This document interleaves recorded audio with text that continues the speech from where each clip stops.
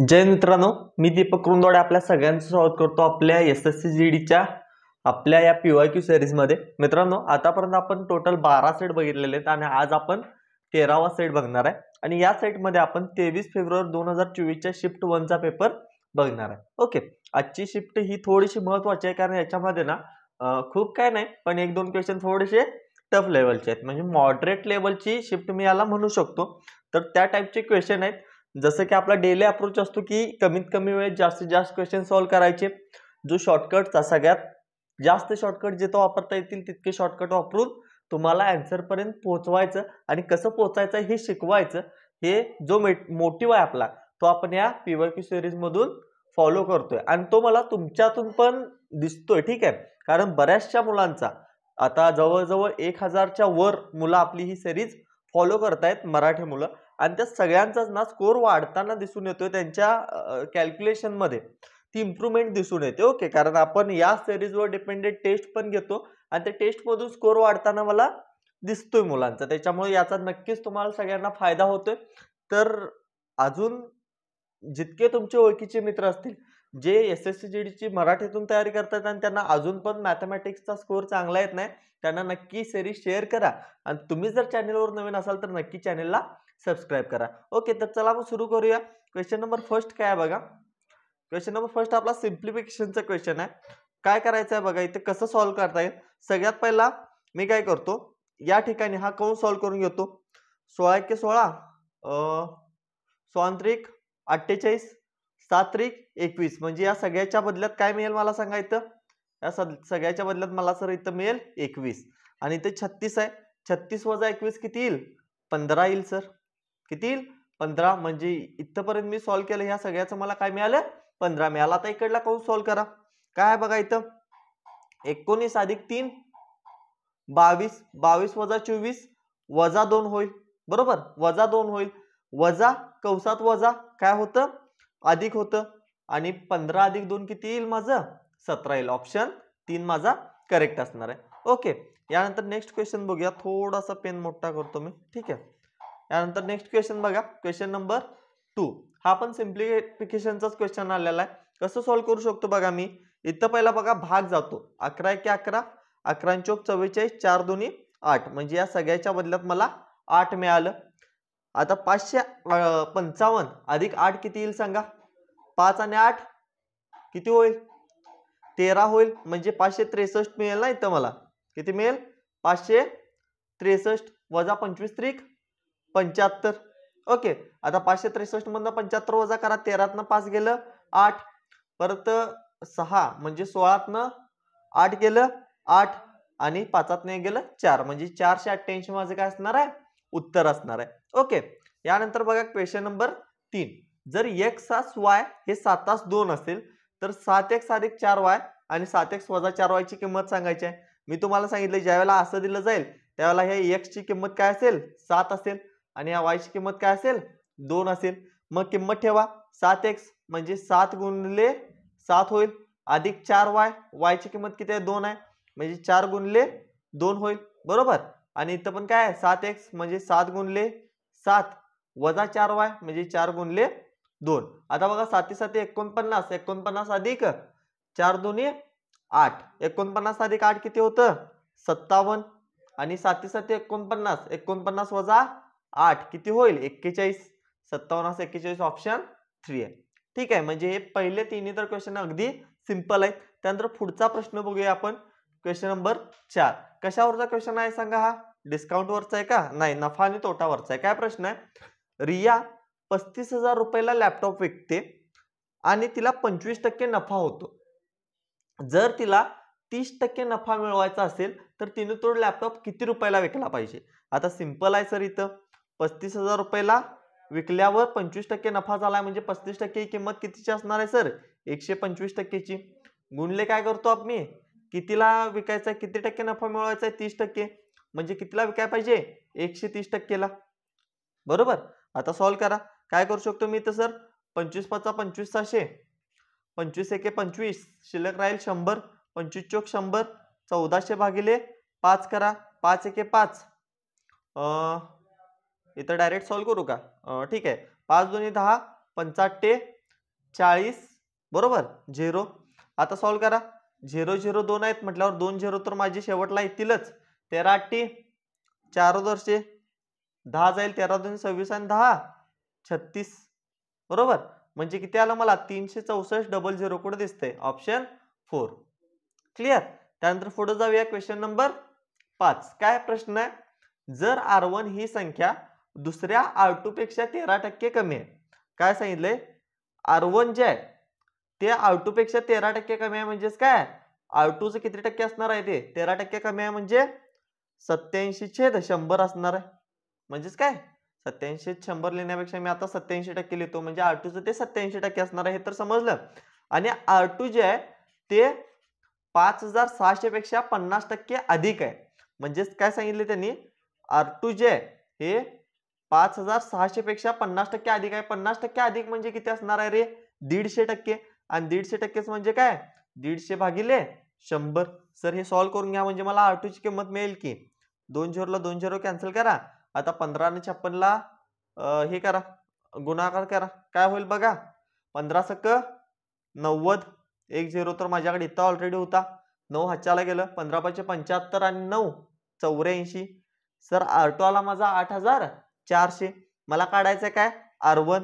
मग R1 बरोबर R2 किती आहे 8400 आणि गुणले 87%. 87% म्हणजे काय 8 7/100. चला सर इथं काय करतो मी, 2 शून्यला तर 2 शून्य कॅन्सल करतात.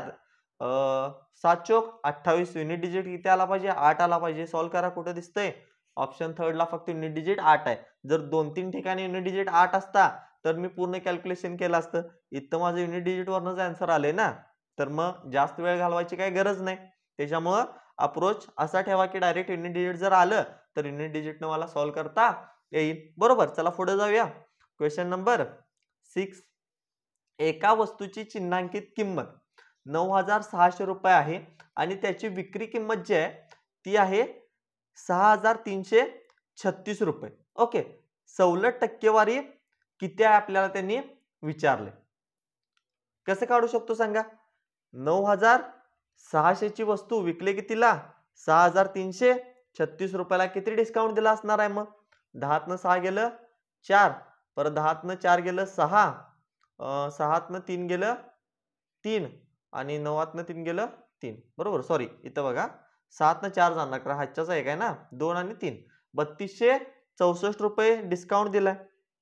किती रुपयावर दिलाय रे, 9600 वर दिलाय सर. गुणुले 100 कारण टक्केवारीमध्ये काढायचं आहे. आता इथं पण काय करतो मी, 2 शून्यला 2 शून्य कॅन्सल करतो आणि काय करतो मी, आता यांचा भागाकार करण्याऐवजी परत युनिट डिजिटने जातो मी. कारण जे पण उत्तर येणार आहे, समजा हे सॉल्व करून जे पण उत्तर येणार आहे ते समजा x असेल, ते उत्तर मी x मानतो. आता बघा जर 3264 गुणले 100 चा काय संबंध नाही, बरोबर x. आता हे भागिले 96 जे आहे हे इकडे काय होणार गुणले 96 आणि x म्हणजे काय माझं यातलं कुठलं तर उत्तर आहे ना. x म्हणजे काय माझं यातलं कुठलं तर उत्तर आहे. मग मी काय करतो, या दोघांचा युनिट डिजिट बघतो ना 4 येतोय का. मग x च्या ठिकाणी जर मी 34 ठेवलं तर sin चोक 24 युनिट डिजिट किती आला इथं 4 आला. म्हणजे हे उत्तर माझं असू शकतं. आता बाकीचे पण चेक करा युनिट डिजिट आणि दुसरा कुठला तर 4 आला तर हे बरोबर म्हणू शकत नाही ना मी, तिथं मला कॅल्क्युलेशन करायला लागेल. पण बाकीचे चेक करूया पहिला. 9 0 0 युनिट डिजिट इथे येईल म्हणजे हे तर नसणार आहे. 8 9 सॉरी काय आहे 8 सन 48 इथे युनिट डिजिट 8 आला म्हणजे हे पण नसणार आहे. 5 सक 30 इथं 0 आला म्हणजे हे पण नसणार आहे. ऑप्शन हे माझं करेक्ट असणार आहे. इथं भागाकार करत बसला 96 चा पाडा तर तुम्हाला पाठ नसणार आहे. ओके. त्याच्यामुळे युनिट डिजिट ने गेला की तुमचं कॅल्क्युलेशन सोपं होतं. ओके. चला पुढे जाऊया.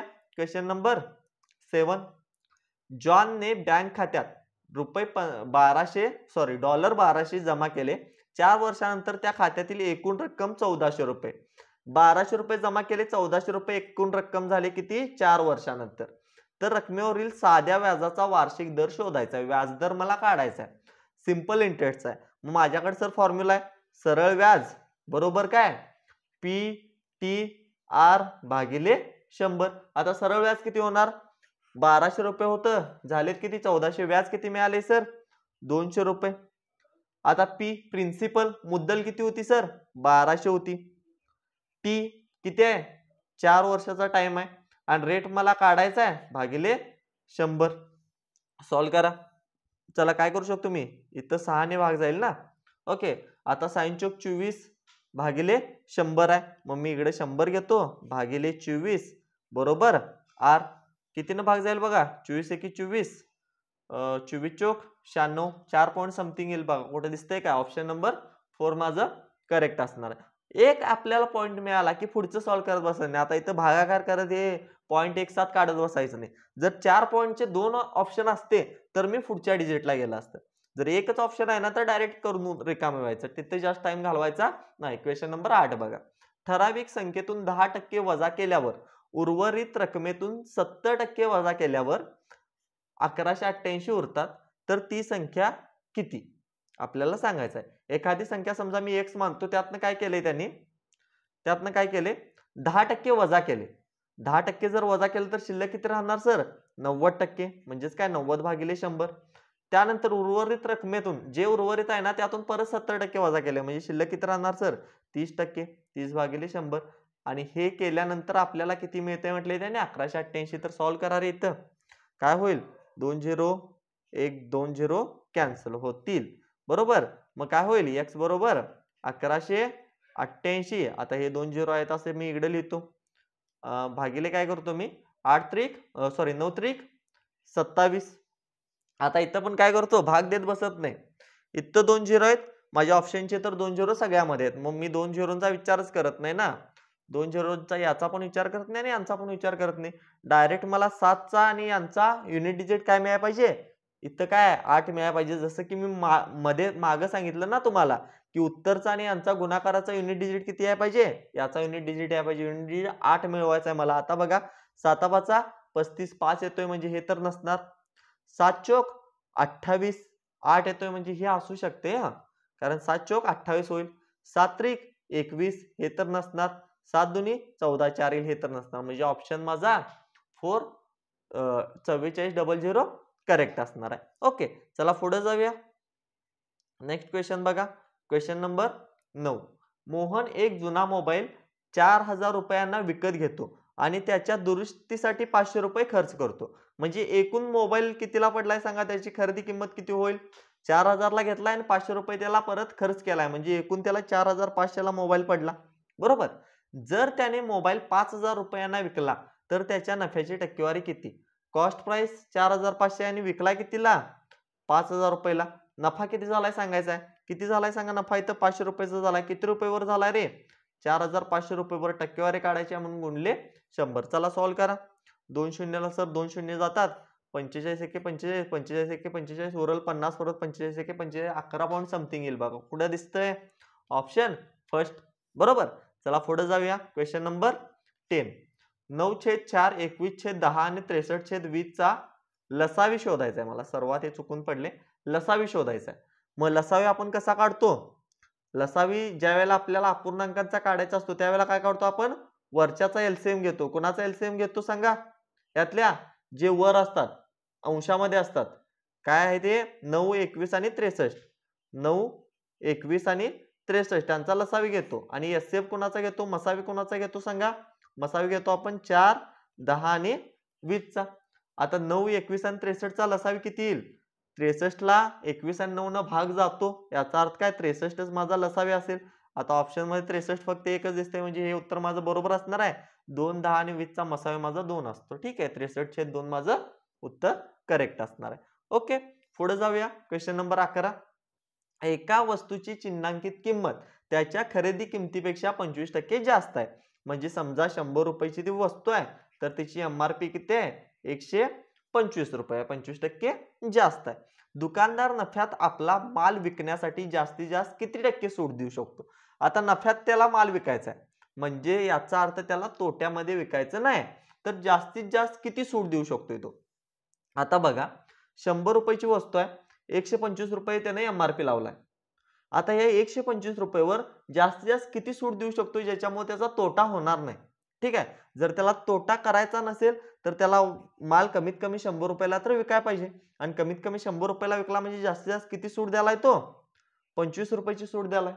किती रुपयेवर सूट द्यालाय तो, 125 रुपयेवर. टक्केवारीत काढायचा म्हणून गुणले 100 करा. 25 - 25 25 चौक 100, 5 एके 5, 5 वजा 25, 5 चौक सर 20% बघा. 20% कुठे दिसते काय? ऑप्शन 4. ठीक आहे. चला पुढे जाऊया. क्वेश्चन नंबर 12 काय? विद्यार्थ्याच्या एका गटाचे सरासरी वजन 44 किलो आहे.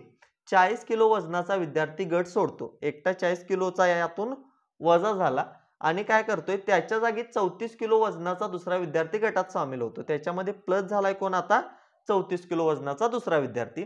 गटाचे नवीन सरासरी वजन जे आहे ते 43.4 आहे. पहिला किती होतं रे? पहिला होतं 44 किलो, आता झाले ते 43.4 किलो. कितीचा बदल आलाय रे? 0.6चा. यांची वजाबाकी केल्यावर फरक कितीचा लागलाय मला? 0.6चा. बरोबर. आता याच्यात फरक कितीचा झालाय सांगा?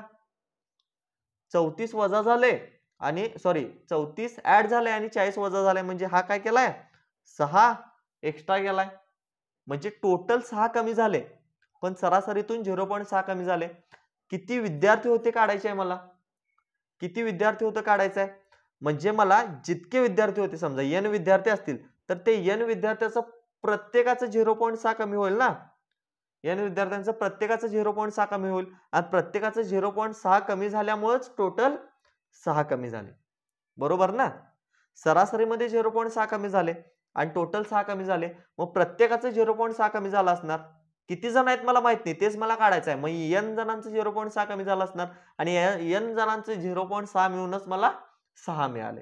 मग n ची किंमत किती येईल सांगा? n च्या ठिकाणी जर सर मी 10 ठेवलो तर माझं उत्तर 6 येणार आहे. ऑप्शन 3.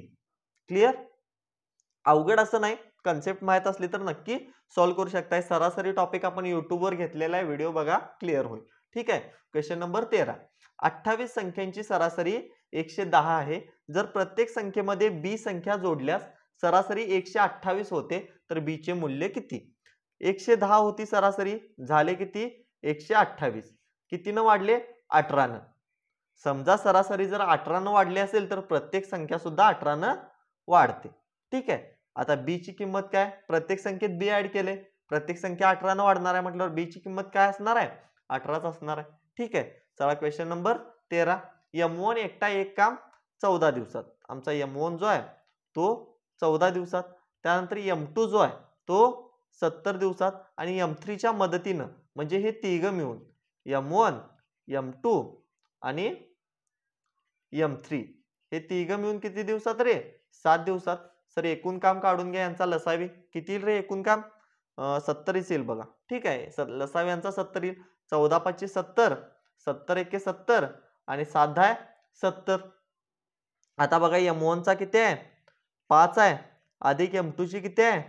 1 आहे आणि या तिघांची बेरीज किती आहे? 10 आहे. तिघांची बेरीज किती आहे? 10 आहे. म्हणजे m3 किती असणार? 10 वजा हे दोघांना वजा करा ना, 10 वजा 6 किती येईल? 4. m3 चे किती असणार? 4. विचारले कोण? m3 एकटा किती दिवसात पूर्ण करेल? टोटल काम आहे सर 70, m3 ची इफिशियन्सी आहे 4. 70/4 म्हणजे काय? 4 1 4, 4 1 4, 4 7 28, 4 5 20. 17.5 माझं काय असणार आहे? उत्तर असणार आहे ऑप्शन 3.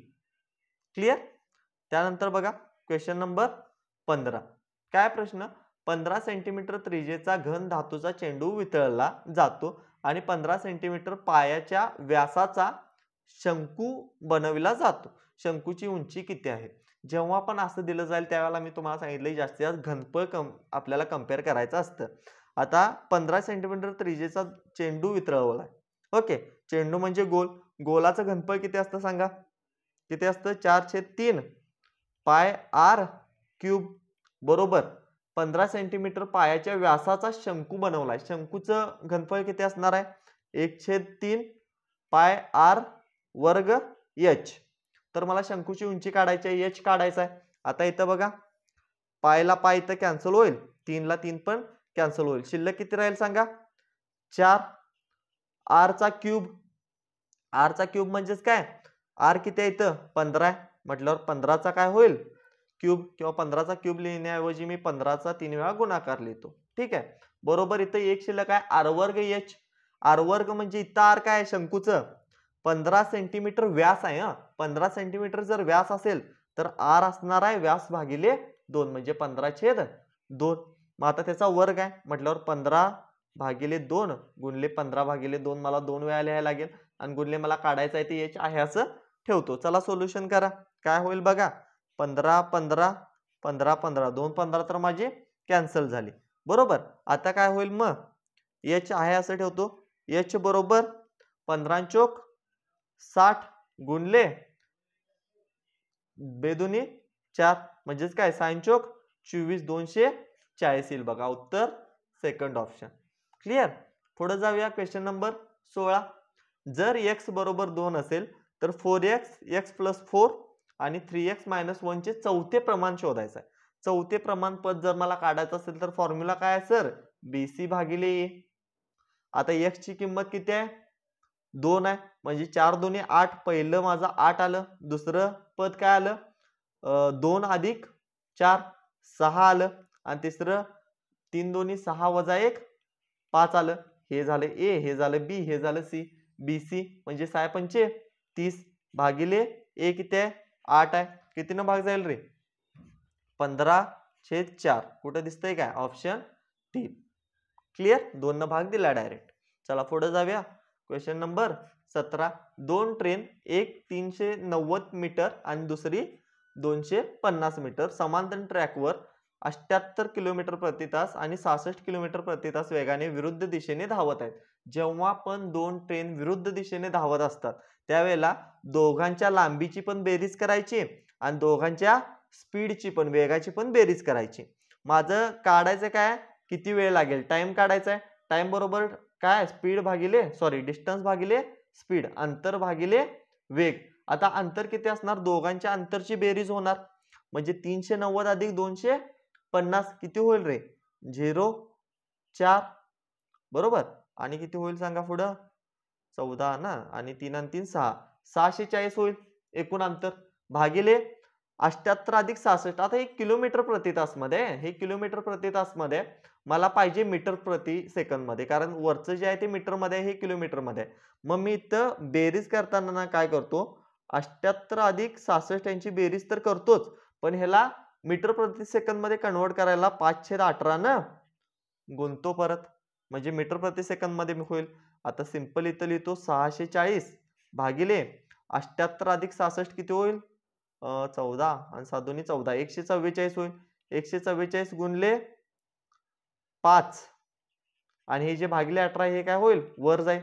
आता सॉल्व करा 18 × 18 18 8 144 होईल बरोबर. आणि आता 8 पंचे 40 इथं भाग देऊ शकतो ना 8 पंचे काय होईल ह्या दोघांचा गुणाकार 40 होईल 0 ला 0 कॅन्सल होईल 4 1 4 4 1 4 4 7 28 थांबा 4 संग 24 कारण 4 आहे ना इथं 4 संग 24 म्हणजे माझा आन्सर काय असेल 16 सेकंद. Option first. जास्त वेळ घालवायचा नाही मी आणि तुम्हाला इथं आता जास्त लिहून द्यालोय कारण हे थोडेसे क्वेश्चन ना तुमच्या डोक्यात बसणं गरजेचं आहे. आता 13वा सेट आहे 13 सेट मध्ये सेम क्वेश्चन रिपीट व्हायले टाइप सेमच आहे कन्सेप्ट सेमच आहे फक्त थोडेसे व्हॅल्यू चेंज व्हायलेत आणि हे डोक्यात बसायला पाहिजे त्याच्यामुळे या शेपला थोडंसं मी जास्त एक्सप्लेन करून सांगवलं तुम्हाला. ओके पुढचा क्वेश्चन बघा. Question number 18.